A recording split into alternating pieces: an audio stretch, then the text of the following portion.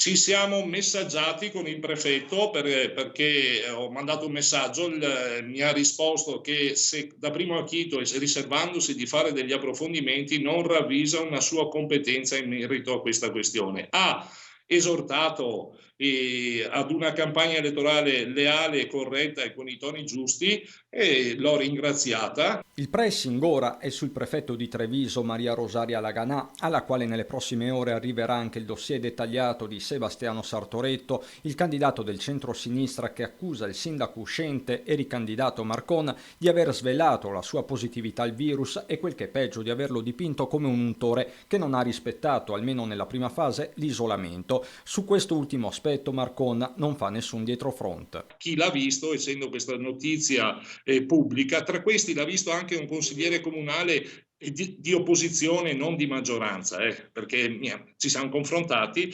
e io penso che fosse legittimo a questo punto che il signore in questione rendesse pubblica la sua positività. Detto questo, il primo cittadino ribadisce però di non aver fatto alla stampa né a chi che sia il nome del rivale. Perché Marcon non ha mai fatto il nome di Sebastiano Sartoretto, però sono convinto che io al posto suo ho visti gli esempi degli altri amministratori, parlo del sindaco di Conegliano piuttosto che del governatore del Lazio o della Lombardia. La prima cosa che si fa quando si è amministratori pubblici è quello di rendere pubblica questo contagio che può succedere, no? Capita, così è il tempo di pandemia. Insomma, nessuna violazione di privacy a sentire Marcon, piuttosto una questione di salute pubblica con lo stesso primo cittadino che si era detto disponibile a sospendere la campagna elettorale in presenza per solidarietà a Sartoretto, costretto in quarantena, disponibilità che viene ritirata. Le annuncio che abbiamo deciso di riprendere la campagna elettorale